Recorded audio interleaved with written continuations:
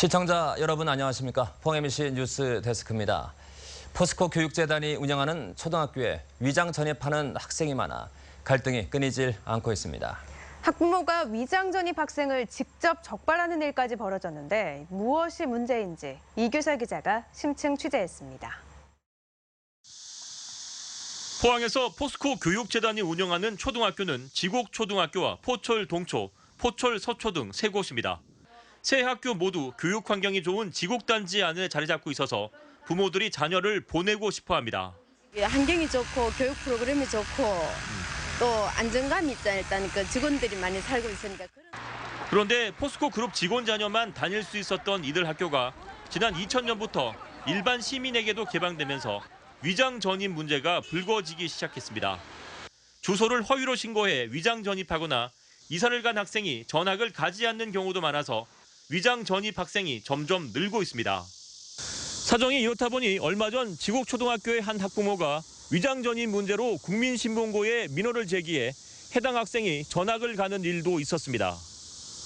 위장 전입 학생이 늘면서 인근 공립학교는 고민에 빠졌습니다. 지곡동과 접해 있는 포항 대희초등학교는 학생 수가 4년 전보다 100명 이상 감소해 운영에 어려움을 겪고 있습니다. 위장 전입 및 통합구역 위반은 교원 수급과 중장기 학생 수용 계획에도 막대한 지장을 초래할 수 있습니다. 위장 전입은 엄연한 불법 행위로 3년 이하의 징역이나 1,000만 원 이하의 벌금형을 받을 수 있습니다. 교육청은 학생 거주지에 대한 철저한 확인을 지시했으며 해당 학교도 앞으로 통합구역 위반을 철저히 관리하겠다는 입장입니다. 입학이나 그 전입 과정 속에서 실거주를 확실하게 이제 해야 되겠죠. 그리고 주기적으로 이제 학부모에게도 이제 안내장을 보내고, 그래서 아이들이 그 안정된 환경 속에서 실거주 지역의 학교에 취약할 수 있도록. 포스코 교육재단 소속 초등학교에 재학 중인 포스코 직원 자녀의 비율은 해마다 급격히 줄어 현재 포철 동서초등학교의 경우 15%에도 못 미칩니다. 이렇게 비직원 자녀가 늘면서 포스코 교육재단 소속 초등학교도 5년 전부터 교육부와 경북교육청에서 학교 운영 보조금을 지원받고 있습니다. 수업료를 별도로 받는 사립학교 형태로 운영 방식을 전환할 경우 위장 전입 갈등 해소에는 도움이 되지만 정부 보조금은 더 이상 받을 수가 없어서 교육재단의 고민이 커지고 있습니다. MBC 뉴스 이규설입니다. 경주시가 시설관리공단을 만들기 위해 최근 시의회에 조례안을 상정한 데 이어 연말까지 설립 절차를 마무리할 계획입니다. 하지만 일각에서는 예산 낭비와 함께 단체장 측근의 자리 보전용으로 악용될 수 있다는 지적이 나오고 있습니다. 김영일 기자가 보도합니다. 경주시는 시설관리공단 설립을 위해 지난달 공청회를 연 데 이어 조례안을 의회에 상정하며 공단 설립에 속도를 내고 있습니다. 조례안에 따르면 기존의 공무원이 맡아왔던 체육시설과 사적관리, 노상주차장 등의 업무를 통합해 시설관리공단이 맡게 됩니다. 특히 공무원 19명을 줄이고 경영 개선을 통해 경상수지 비율도 129.7%까지 높일 수 있다며 장밋빛 전망을 내놓고 있습니다. 재정도 균일화되고 또 고용도 확대가 되고 서비스도 개선이 되어서 아마 좋은 그런 기관이 되지 않겠나 이렇게 생각합니다. 하지만 반대의 목소리도 만만치 않습니다. 이미 지난 2011년부터 세 차례나 시의회의 반대에 부딪혔는데 경주시가 무리하게 공단 설립을 밀어붙이고 있다며 공공성이 떨어져 서비스의 질도 보장할 수 없다는 주장입니다. 한 단계 이렇게 쉽게 말하면 격하라면 이상하지만 어쨌든 위탁에 해야 되면 자존감도 떨어지고 서비스의 질도 떨어지지 결코 올라갈 수는 없다고 봅니다.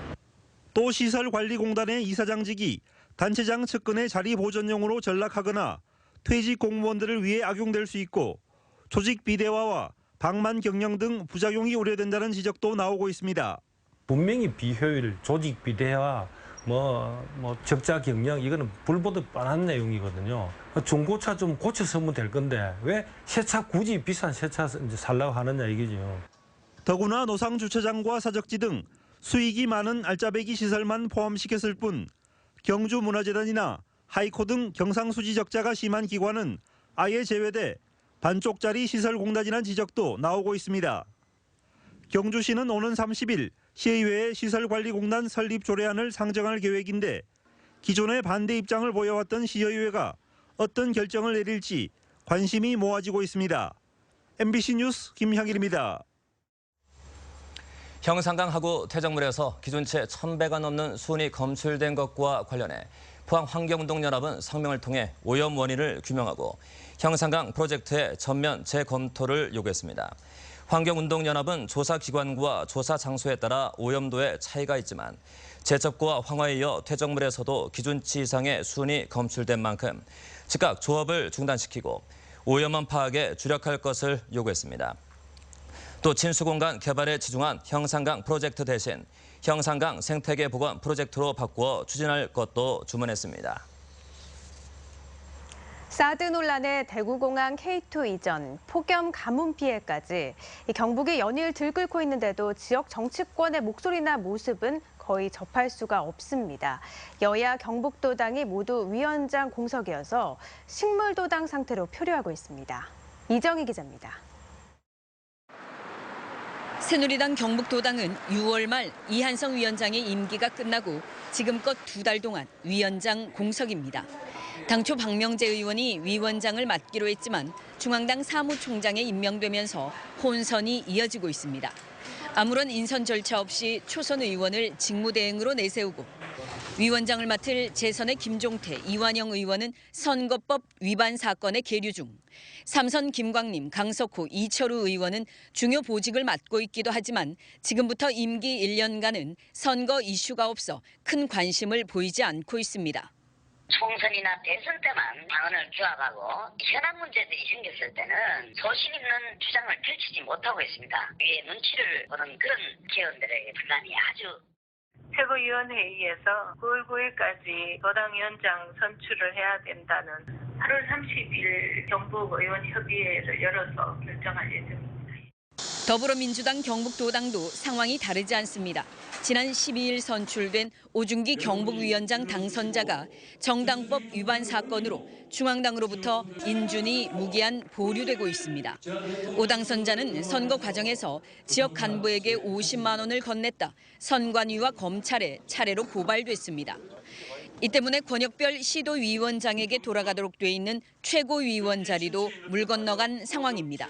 내년이 대선입니다. 정권 교체하기 위해서 큰 역할을 해야 될 상황인데 불구하고 이 공소사들 바른 신뢰 종결 짓고 하려면 스스로가 사퇴를 하고 영남권 신공항부터 사드, K2 공군기지, 대구공항 통합 이전까지 지역 현안에 대해 새누리 도당은 논평 한 장 못 내고 있고 더민주당도 별 역할을 하지 못하는 실망스러운 모습을 보여주고 있습니다.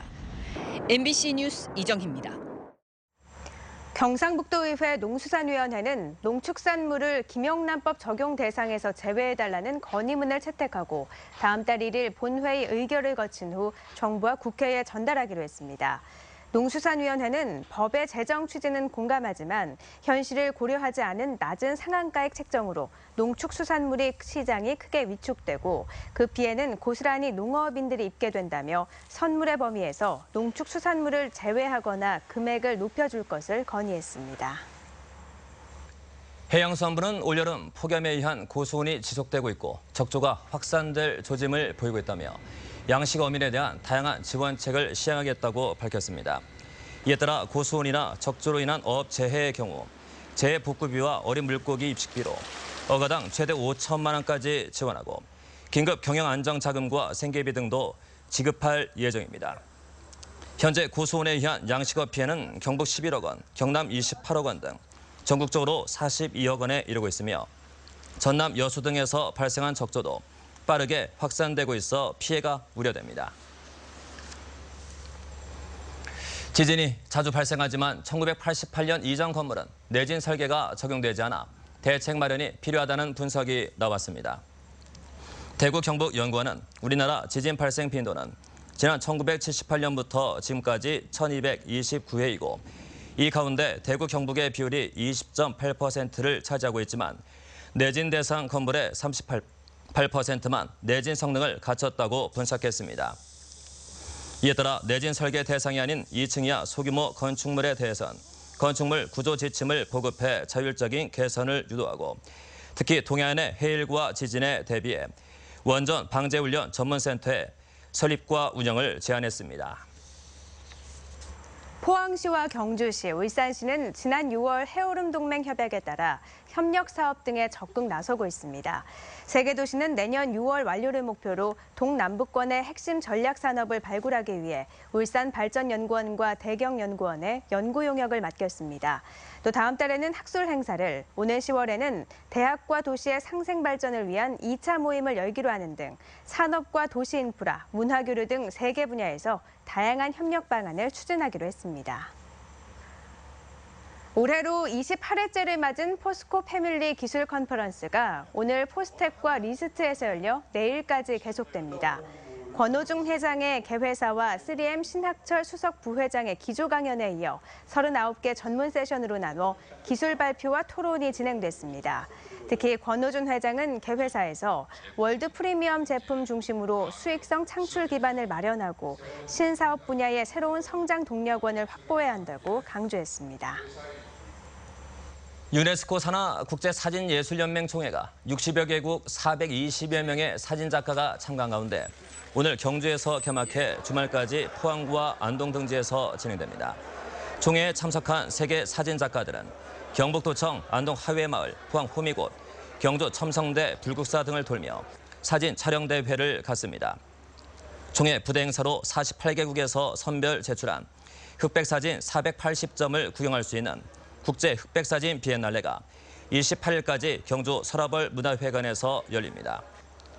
한편 국제사진예술연맹은 87개국 10,000여 명의 회원을 두고 있으며 사진예술단체로는 유일하게 유네스코에 가입돼 2년마다 총회를 열고 있습니다.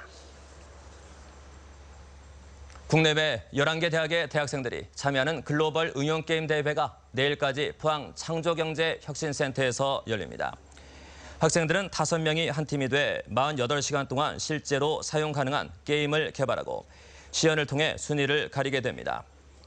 특히 선정된 시제품에 대해서는 개발 및 창업 컨설팅 비용을 지원하고 수상자에게는 다음 대회인 네덜란드 대회 참가 경비를 지원하게 됩니다.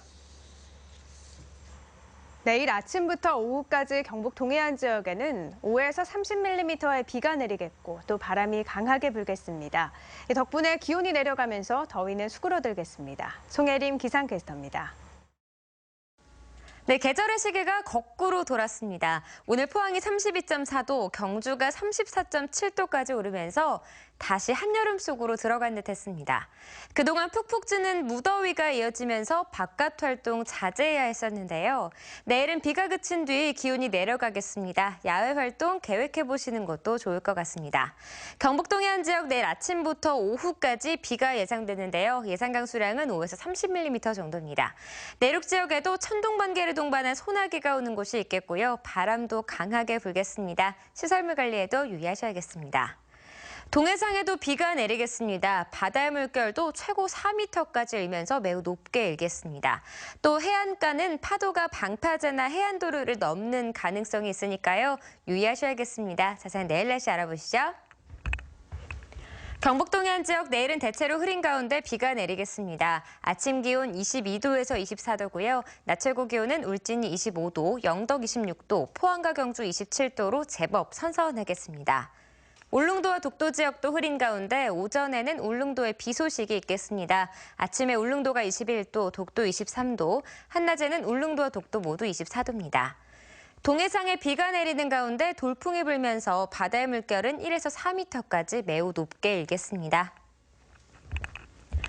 금요일에 비가 그친 뒤 일요일부터 월요일 사이에도 또 한 차례 비가 내릴 것으로 예상됩니다. 날씨였습니다. 오늘 오전 11시쯤 경주시 탑동 나정교 인근 송유관 이설공사장에서 울산에서 경기도로 이어지는 송유관이 파손돼 경유 15,000리터가량이 누출됐습니다.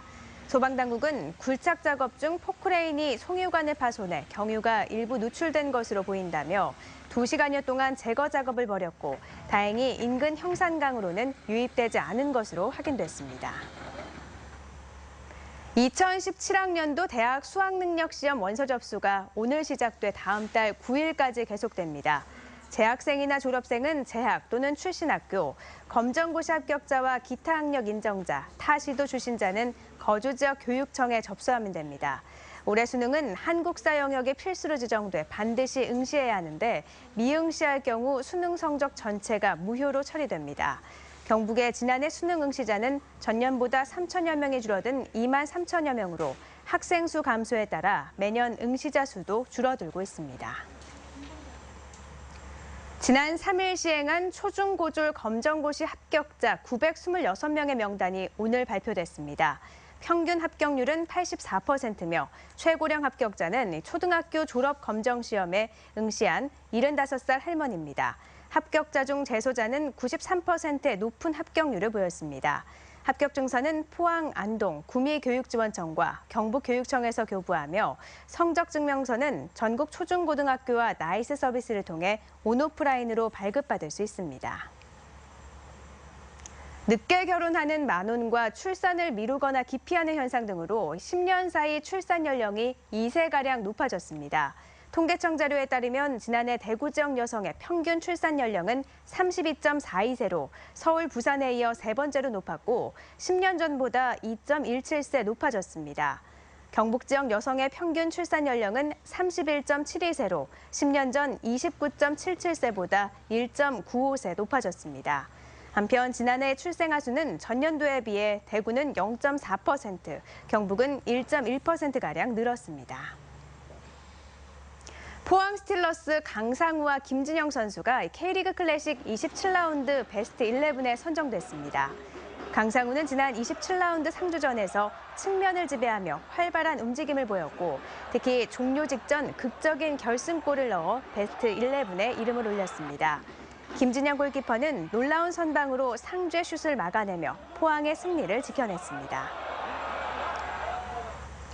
광복회 경북지부는 최근 건국절 논란이 계속되는 데 대해 실망스럽다고 밝혔습니다. 경북지부는 1948년 건국절 제정 주장이 항일 독립운동을 폄하하고 선열을 모독하는 반역사적 막론이라고 지적하고 임시정부의 정통성은 48년 정부 수립 당시 이승만 대통령도 인정한 우리 역사의 정설이라고 강조했습니다. 광복회 경북지부는 최근 이정현 새누리당 대표가 제안한 공개 토론을 속히 열어 대한민국의 근간을 분명하게 밝히자고 주장했습니다. 농림축산식품부가 실시한 FTA 과수생산 유통지원사업 연차 평가 결과 전국 19개 과수산업 발전 계획 중 경북이 최우수로 선정됐습니다. 경상북도는 도 단위의 사업 체계를 구축하고 농협, 시군 등 참여 조직 간 협력 시스템을 통해 공격적인 마케팅으로 실적을 높인 점 등이 높이 평가됐습니다.